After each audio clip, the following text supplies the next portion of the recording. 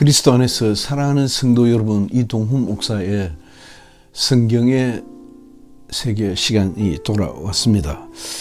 우리는 시몬 김기동 목사의 귀신에 관한 이야기를 좀 정리를 해볼까 하는 생각을 가집니다. 책은 과연 귀신은 존재하는가입니다. 첫째, 우리가 이 책을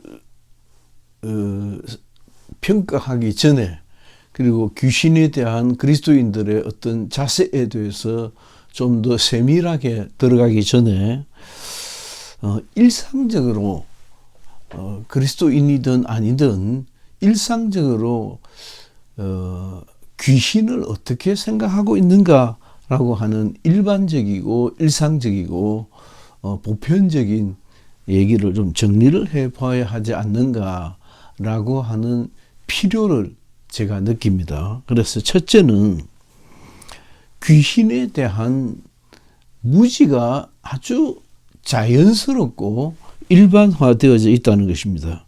귀신에 대해서 무지하니까 무관심하고, 그러다가 주변에서 아주 심각한 질병이라든지 질환이라든지 병에 걸려 고생을 하는 경우가 발생할 때, 혹은 좀 일반적이지 않은 사건, 사고, 좀 덜 좋은 어떤 일들이 일어났을 때, 그때는 왜 이와 같은 일들이 일어나나, 일반적이지 않는 이라고 제가 단서를 달았으니까, 일반적이지 않으니까 왜 일반적이지 않는 이와 같은 일들이 일어났는가 하는 궁금증이나 혹은 의문을 가지게 됩니다. 그래서 조금 더 쉽게 정리를 해보면, 현대인들이 굳이 딱히 귀신에 대하여 관심을 가지는가, 그것이 그리스도인이라 할지라도 별반 다르지 않더라라고 하는 것입니다. 다만 일반적이지 않은 일들이 일어날 때, 그때 조금 스페셜하게, 특별하게 왜 이와 같은 일들이 일어났지, 이거 어떻게 해결하지 하는 지극히 예외적인 관심으로 귀신은 무엇인가, 왜 이와 같은 일들이, 혹 귀신이 관여된 것은 아닌가라고 질문을 던져본다는 것입니다. 두 번째, 첫째에 대한 반사적인 이야기일 수도 있는데, 성경에는 마태복음 10장 1절에 그 마태복음 10장 1절은 예수께서 제자들을 불러서 미션을 부여하는 시간입니다. 굉장히 중요한 것이죠. 예수님께서 불러서 제자 삼으시고, 그 제자 삼으신 그 제자들에게 너희는 가서 귀신을 쫓고라고, 아니 주님께서 제자라고 하는 친구들을 불러 모아놓고는 너희들 착한 일 하고 말 조심하고 이렇게 해야 되지 않는가 싶은데, 귀신을 쫓고라고 말씀하셨거든요. 야, 그거 참, 그러니까 귀신을 쫓는 것을 우리가 축사라고 합시다. 쫓을 축사는 사악한 하는 그런 뜻인데, 축사를 제자들의 첫째 사명으로 삼으셨습니다. 혹 지금 이 동영상을 보고 계시는 여러분들이 그리스도인이라면, 여러분 그리스도인으로서 첫째 사명을, 내가 해야 될 첫째 사명은 귀신을 쫓는 것이다 라고 해본 적이 있으십니까? 저는 없었습니다. 저는 신앙생활하고 제가 자랑은 전혀 아니고 있었던 일을 그냥 그대로 하다가 보면 나오는 이야기입니다. 제가 굉장히 열심히 진지하게 신앙생활을 했거든요. 열심히 진지하게 사례로서 평생 교회 처음 간 날부터 지금까지 평생 우리 아버지도 어머니도 그리스도인이 아니었는데, 목사, 장로, 권사도 아니었는데, 집사도 아니었는데, 나는 평생 한 번도 빠지지도 않았거든요. 한동안 주일 오후는 뭐 당연히 안 빠졌고, 한동안 제가 공부하는 일에 더 시간을 투자해야 될 때까지는 수요일도 그냥 뭐 당연히 내가 예배에 참석해야 하는 일로 생각하겠습니다. 그런 나이였음에도 불구하고 내가 귀신 쫓는 일에 관심을 가지지 못했었다. 성경은 뭐 마태복음 10장 1절뿐만이 아니고 수도 없이 많은 군데군데에서 수도 없이 많은 곳곳에서 너희는 가서 내 이름으로 귀신을 쫓고 죽은 자를 살리라 라고 합니다. 그리고 이제 귀신에 대해서 알게 되었습니다. 그렇게 치고 알게 된 그 이후로 귀신을 쫓아야 한다. 어제도 오늘도 귀신을 쫓아야 된다라고 하는 생각이 굉장히 절박하게 밀려올 때가 있습니다. 그와 같이 절박하게 밀려올 때에 그런 경우로 인해서 적잖은 경험이 쌓여갖고 그 적잖은 경험이 저를 적잖게 놀라게 했다라고 하는 간증을 들을 수 있을 것 같습니다. 다시 말하면 성경이 귀신을 쫓으라 하는 거구나. 성경에 이게 뭐 도처에 성경을 쫓는 일이 있구나 라고 이제 알았습니다. 그 이후로는 그리스도인으로서 성경의 가르침대로 살아야 되니까 귀신에 대해서 민감성이 생겼고, 그 민감성으로 인해서 귀신을 쫓았을 때 이건 도무지 나설 수 없는 일들이 났더라고요. 도무지 일반적이지 않는 이적이 그야 이적이죠. 제가 어렸기 때문에 나이 자체가 그렇게 일반적이지 않은 큰 병을 앓았다든지 큰 병으로 큰 사건으로 고생을 하지 않았기 때문에 그런 사례가 없었고, 내가 뭐 죽을 병으로 놓여 있지 않았고, 내가 도무지 감당도 할 수 없는 그런 사건 속에 말려 들어가지 않았고, 그래서 귀신을 쫓아야 되겠다라고 하지 않았죠.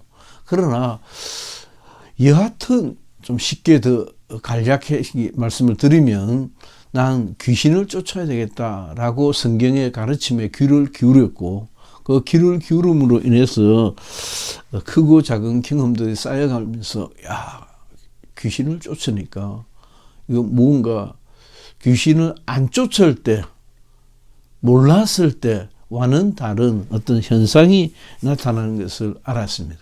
세 번째는 마가복음 16장 제일 마지막에 있는 마치 귀신 쫓는 것 혹은 이적과 표적과 관련된 말씀을 좀 정리해 보아야 할 때, 그리스도인의 사명, 믿는 자들에게는 이와 같은 표적이 따르니 하면서, 믿는 자들에게는 이와 같은 표적이 따르니 하고 다소 정리한, 썸브라이즈한, 요약해둔 본문과 같은 그 본문에서 강력하게 귀신을 쫓아야 하는 일을 마가복음이 마칩니다. 마가복음이 우리가 지난 시간에도 잠깐 제가 언급한 걸로 기억이 납니다. 마가복음이 원본문입니다. 원본문으로 알고 있습니다. 원소스죠. 원소스라고 생각하고 있는 그 원소스에다가 마태는 마태의 입장을, 누가는 누가의 입장을, 요한은 요한의 입장을 좀 첨삭하지 아니했는가 그렇게 신학자들이 보고 있거든요. 왜? 제일 작지 않습니까? 마태복음 28장으로 되어 있는데 마가복음은 16장밖에 되지 않거든요. 그러니까 하다 보면 글을 쓰다 보면은 그렇습니다. 자꾸 부피가 늘어납니다. 표현이 늘어나고 부피가 늘어나고 거짓말이 늘어나고 그와 비슷하다 할 수 있습니다. 그래서 그 원본문에는 사명이 딱 정리되어 있은 그때에 너희는 귀신을 쫓아내며 그러니까 마가복음 16장 17절 18절입니다. 그리고 손을 얹은 적 나음을 받으리라고 귀신을 쫓는 것과 병 나음에 연결이 되어져 있습니다. 그리고 성경에도 일반적인 성경에도 플러스 일반적인 이해도 경험도 귀신을 쫓는 것하고 흉사, 병 걸림과 고통과 시련과 어려운 일이 꼭 연결이 되어져 있는 것을 아주 쉽게 발견해 볼 수 있습니다. 네 번째는 신약 성경 곳곳에 구약 성경과 달리 신약 성경 곳곳에 귀신을 쫓고 병 고침이 일어납니다. 아주 많이 일어납니다. 많아도 아주 많이. 그때는 제가 오늘도 주일 예배 가운데 그런 얘기를 잠깐 미쳤는데 역시 듣는 이들은 저게 뭔가라고 잘 이해를 못했을 거라고 생각합니다. 원래 못합니다. 못하지만은 설교자는 또 그렇게 하는 거죠. 그래서 목사님은 저렇게 할 일 없는 일도 하구나. 어쩌면 그렇게 들을 수도 있습니다. 예를 들어서 미국에서 민간 기업이 화성에 지구촌 식구들을 화성으로 이사를 할 준비를 하기 위하여 발사체를 띄웁니다. 야, 이건 뭐 하는 짓이야? 근데 그런 얘기 더 할 수가 없고, 그러니까 인류가 처음 시작했을 때는 한 명이었을 겁니다. 예, 2명, 3명, 4명, 기하급수적으로 인구가 늘어납니다. 아이고, 이제 복잡하게 여기 못 살겠다. 땅이 더 없다. 그러니까 우리는 그렇게만 이해를 하죠. 그게 우리의 아주 일반적인 사건으로 생각을 잘 안 합니다. 그런데 그게 아니고, 여기는 굉장히 이제 살기가 복잡해졌다. 좀 더 살기 좋은 곳으로 이사를 가자. 지구 안에서. 해서 옮길 수 있고, 옮겼고, 실제 지구의 역사가 그랬고, 그러듯이 이제는 별과 별 사이를 그렇게 옮겨간다는 거죠. 이제 지구는 꽉 찼으니까 못 사는 사람들한테 줘버리고 구도시가 되어버리고 신도시를 새로 개척해 가자. 그거라는 거죠. 그런데 어마어마하게 많은 별들이 아직 비어 있거든. 빈 땅이거든. 그거 다 언제 채우겠노? 저게 다 채워질 때쯤 돼야, 아이고, 이제는 도저히 하나님이 지으신 이 우주 안에는 더 이상 살 곳이 없다라고 할 때 종말이 오지 않을까라고 아주 엉뚱한 생각을 해보는 겁니다. 그냥 굉장히 엉뚱한 생각입니다. 그러나 한번 그렇게 생각해 볼 수 있는 거 아니겠어요?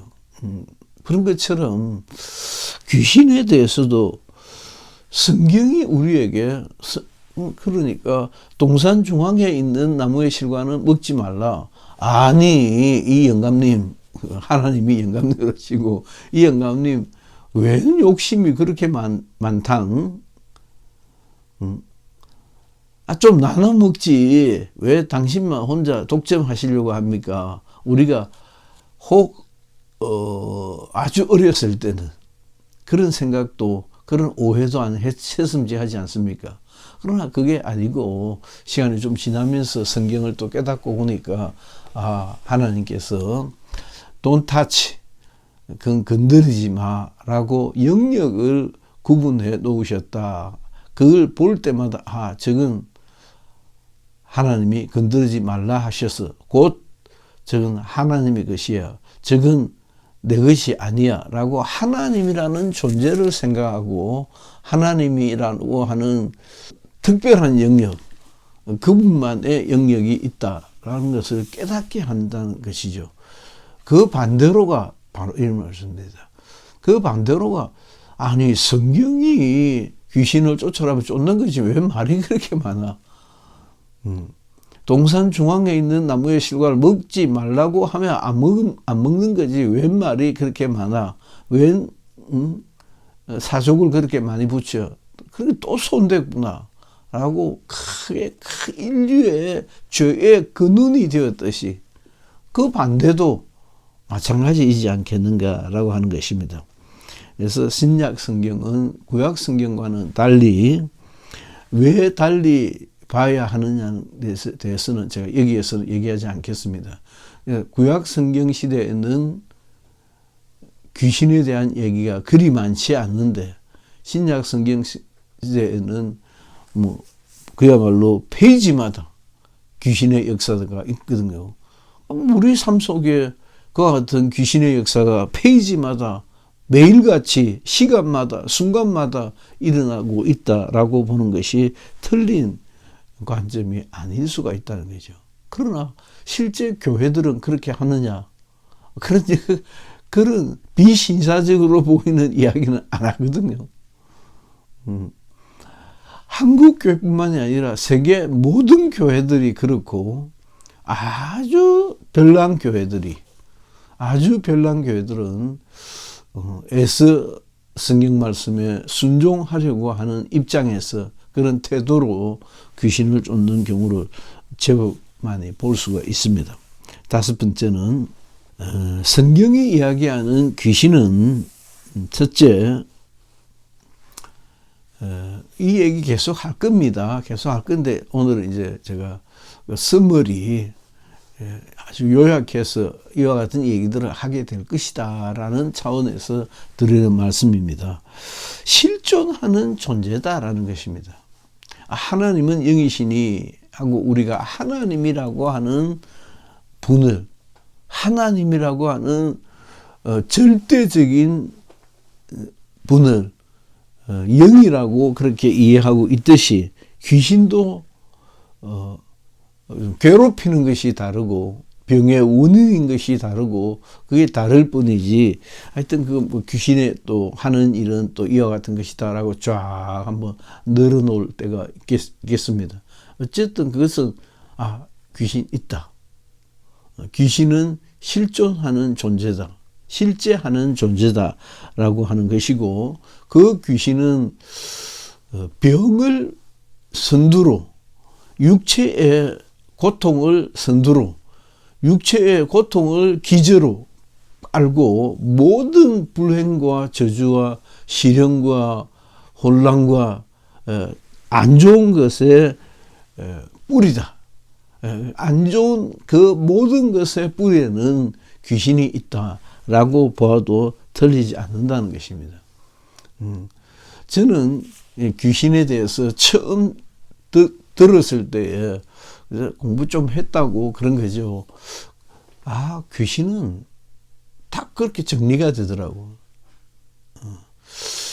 워낙 오래된 시간이 지나서 아마 어떤 베레아에서 가르치는 그 가르침에 대하여 아마 제가 반사적으로 의문을 던졌을 것 같습니다. 지금 기억도 나지 않는데 그리고는 그 반사적인 질문에 대한 답으로 귀신이 왜 이래 많다는가라고 어떤 반사적 질문을 던졌지 않을까 싶은데 조금 더 정리해서 한번 기억을 되새겨 볼 수도 있겠는데 그래서 그 귀신은 온통 온 사방이 귀신이라는 거죠. 아무튼 그렇게 느껴지더라고. 온 사방에 그냥 귀신이 떡칠을 해가 있구나. 근데 지금까지 모르고 살았구나. 그런 거죠.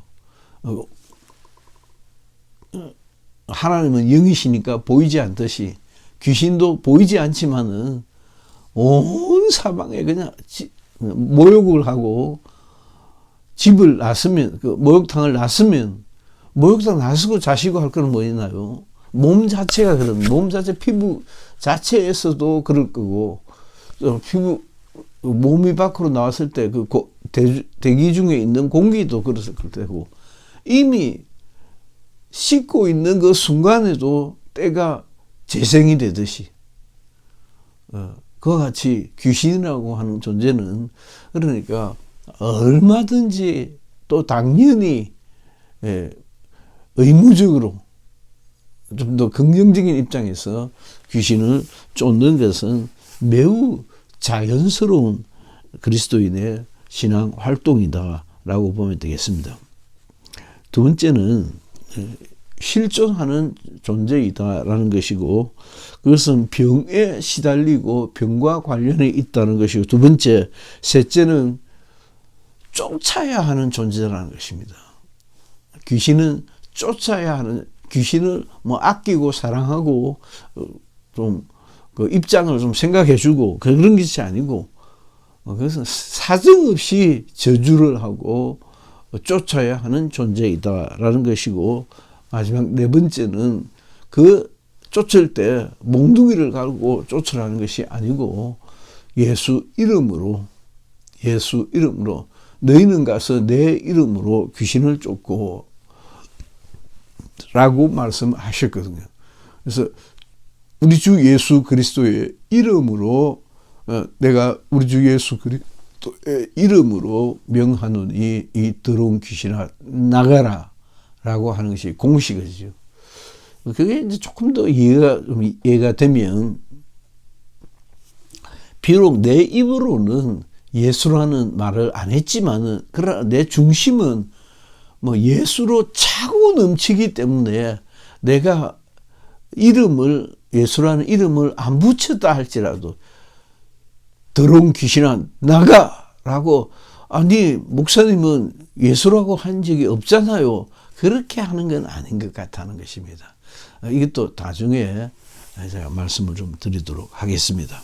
그러나 한국 교회를 비롯한 세계 교회는 현실은 성경과 영 딴판이라는 것입니다. 전혀 무관심하고 무지하고, 교회도 귀신 쫓나? 그건 무당들이 하는 것 아닌가? 샤머니즘이 아닌가라고 생각합니다. 그러나 병든 가족이나 또 특별히 정신병이나 이런 것들을 관련해서는 그 뭔가 좀 더 초월적인 힘을 의지해야 되지 않는가라고 하는 편이다. 그런 경향은 있다라고 좀 넘어가고 싶습니다. 다음 기회에 역시 제가 자세히 살펴보겠습니다. 자, 오늘은 마지막으로 병고침과 관련해서 또 축사, 귀신 쫓음과 관련해서 우리는 다시 한번 원점으로 돌아가서 하나님의 말씀이 우리에게 뭐라 하고 계시는가라고 하나님의 말씀 중심으로 돌아와야 된다는 것입니다. 그것을 베레아 교회 안에서는 말씀으로 돌아가는 운동으로 그렇게 명명하기도 했습니다. 아주 좋은, 그러나 워낙 낯설어서 낯선 게 이단 아닙니까? 따져보고 물어보고도 할 것 없이 묻지도 따지지도 말고 베레아 이단이라고 하지만은, 그러나 환은 운동이라는 말 자체는 이 세대가, 이 세상이, 인간 세상이 하나님의 말씀을 떠나버렸다 판단하고 다시 하나님의 말씀으로 환은 돌아가야 한다라고 하면, 그것도 역시 그대로 적용이 된다는 것이죠. 우리는 하나님의 말씀으로 돌아가야 된다. 플러스 알파 더 많은 기도. 플러스 알파 2 경건한 삶. 저는 이렇게 정리를 하고 오늘 첫 시간을 마무리할까 합니다. 경청해 주셔서 대단히 감사를 드립니다. 이동훈 목사였습니다.